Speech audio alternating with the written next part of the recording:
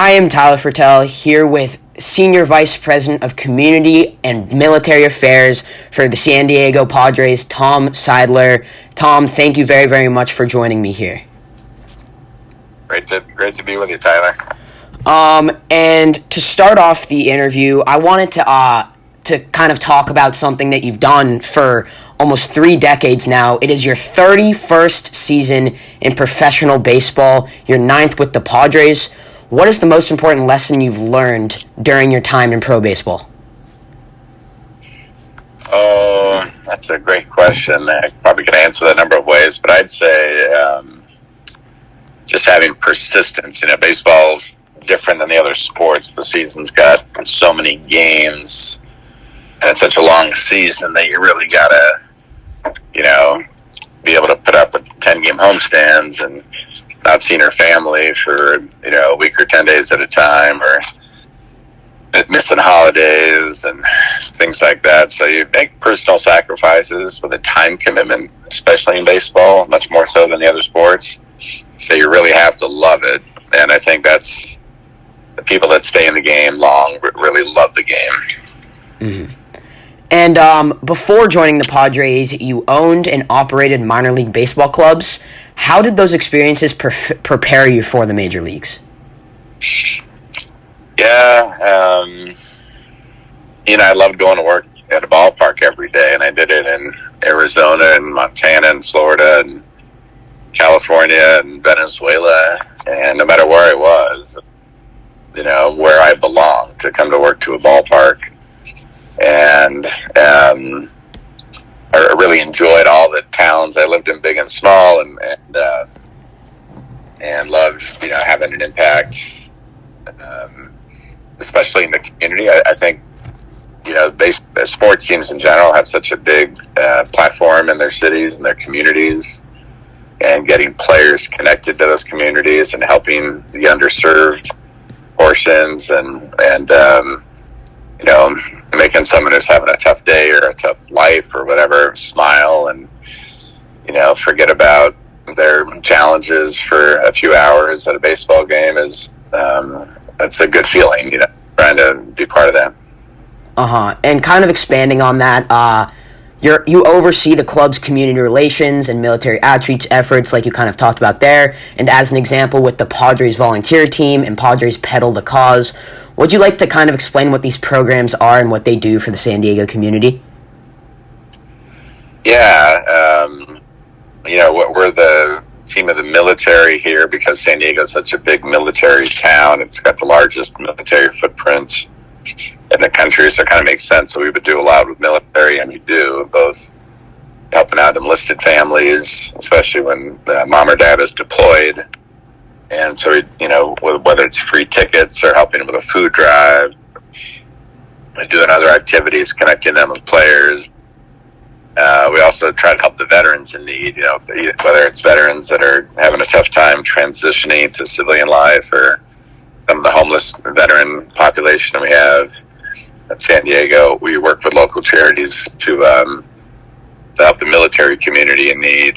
And then, across the board, our focus really is on the kids, on youth, because you can really make an impact that changes the trajectory of their life. So whether it's our scholarship program that helps kids from underserved areas, or, again, working with the charities that are kind of doing the day in, day out work, that we can bring players to events and give them a spotlight, or help them with free tickets so they can do activities for the kids that they work with.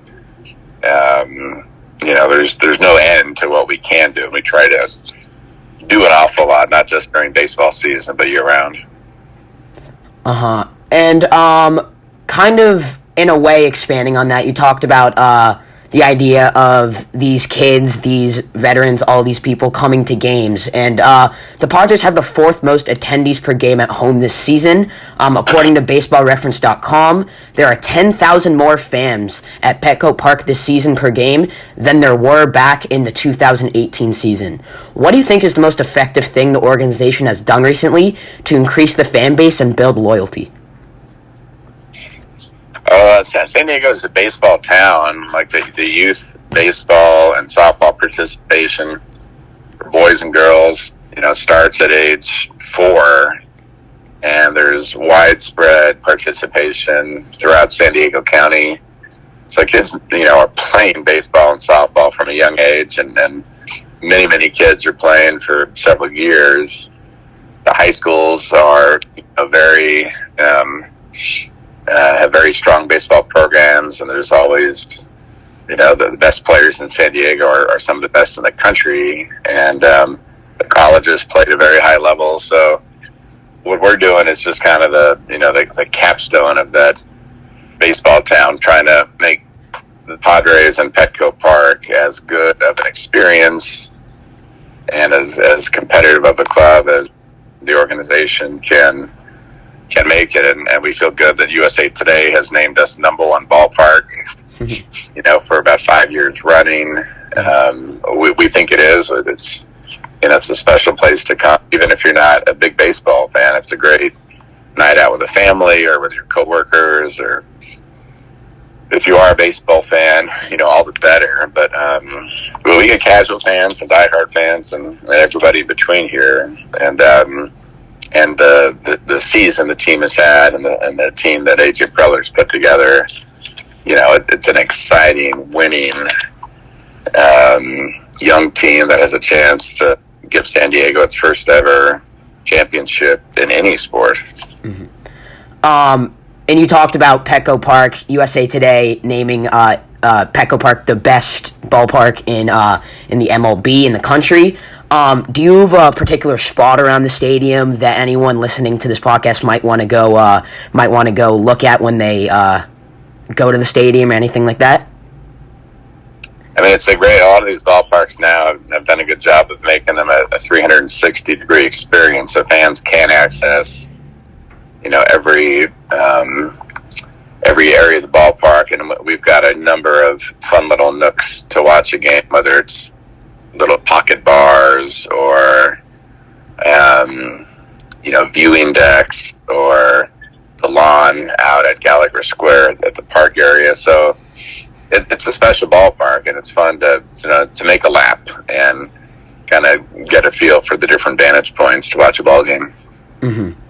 And in your answer to one of the previous few questions, you talked about the youth system, how a big part of San Diego's involvement in the MLB is because baseball is so popular in this area. And baseball is actually one of the only sports that has this extensive minor league system with all these teams, multiple minor league leagues, and all of this thing on all of these different type of places. You've been involved with it. You were involved with it for many years. Why does that structure fit baseball better than a bunch of these other sports that don't have these minor league systems? I think part of it is baseball's a unique sport. It's a difficult sport to play. As Michael Jordan showed when he was in his prime, and the best athlete on earth, probably, certainly the best basketball player on earth. He tried for a year and a half to play baseball, and it's a really difficult sport. No matter how good of an athlete you are, you can't just, because of size or strength, that's not enough.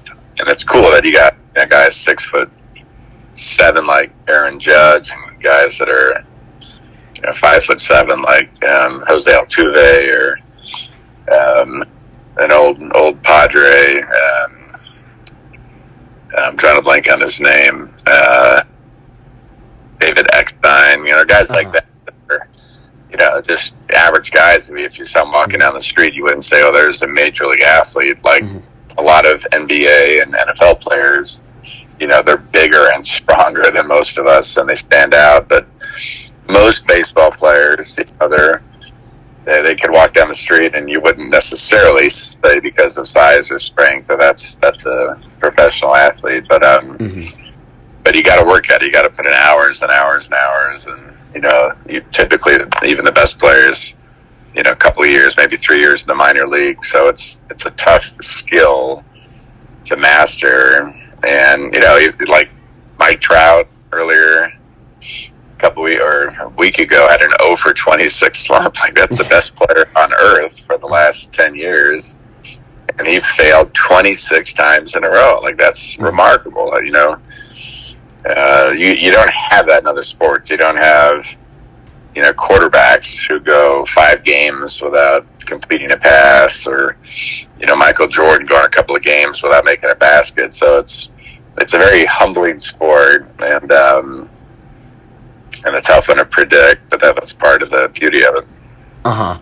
And you kind of talked about how baseball is a very difficult sport, how it takes multiple years in the minor leagues to really make it to the major leagues. And basically the MLB draft is kind of centered around that aspect of it, how you can be taken with one of the first overall picks in the draft and not make it to the major leagues for 3-5 years. So in terms of putting together a roster made for success, in your opinion, how important is the MLB draft in comparison to free agency and trading? Oh, I think the draft, both the domestic draft and the international signings, that's the nucleus of a good organization. You can't build just from free agency or trades. You have to have a nucleus. And, people talk about the big markets, and really the last dynasty in baseball was the Yankees from 96 to 2000, winning 4 titles in 5 years. At the core of that team, it wasn't free agents as big as their payroll was, and it's been over the years that those teams. It was Derek Jeter who they drafted, and Mariano Rivera who they signed as an international free agent out of Panama, and Jorge Posada and Andy Pettitte. So it was guys that were drafted or signed young and developed, and played together in the minors, so they kind of had that chemistry from riding the bus together in the minor leagues. So it's critical. It's critical to have the foundation of your team be guys that come up through the system, and in many cases it helps if they develop together. Get riding the buses and the minors together, and come up to the big leagues together. And although the Padres currently do have some players that are important parts of the major league roster, like Mackenzie Gore, who's having a great season in the majors so far. C.J. Abrams was called up, a couple other players as well. But recently the Padres have become much more aggressive in the trade and free agency markets, trading for players like Blake Snell, Joe Musgrove, Yu Darvish, signing Manny Machado, all these different players that have really helped, Luke Voigt as well this year, all these different players that have really helped form the core of this major league roster right now. What events or catalysts led to this change in strategy? Just seeing where the opportunities were, where the weaknesses were on the team, and opportunities to improve. And this season's team is really, the success has been primarily because of starting pitching. And like you mentioned, Gore is obviously homegrown, first-round pick, but Darvish and Clevenger and Snell and Musgrove were all acquired by trade. And but we would not have been able to get those players if we didn't have a strong farm system, if we didn't draft and develop well, and have young players that provided a lot of value to the clubs that were, in a position to trade some veterans and maybe have a youth movement. So, ideally, the vast majority of your clubs are homegrown, but it's also good to have valuable young players or young prospects that other organizations value. So if you need a starting pitcher or you need a missing piece, you can go get it. And you talked about the success so far this season, especially the starting pitching, but the Padres overall are 36-22 right now, tied for the fourth best record in the league, and Fernando Tatis has not stepped on the field yet this season. The Padres are one of only 6 teams to have never won the World Series. Do you think the current roster is built to contend for the trophy, or do you think there are still moves to be made? Oh, I'll leave that up to AJ and the baseball experts, but I think think certainly the roster and the team that is shown through over a third of the season that there's certainly talent on the roster to compete for a championship, and I'm sure as is typical, there's a trade or two made near the trade deadline that might put in a missing piece, but the fans recognize and the media recognizes that this team is exceptionally talented and has a darn good chance to chase that trophy. And Fernando Tatis, there's not been very much news about him recently. He's been out with this injury that was expected to, I think, take him out for 3 months, but I don't know what the timetable is now. Do you have any updates about that, or is that still kind of up in the air? And I'll leave that up to AJ and his team to talk about. Okay. And to kind of close this out here, once again, I really appreciate you coming on the podcast here. This has been really, really fun. What is the most challenging or stressful aspect of owning and operating a professional sports team? I feel like that's a question a lot of people want to know or want the answer to.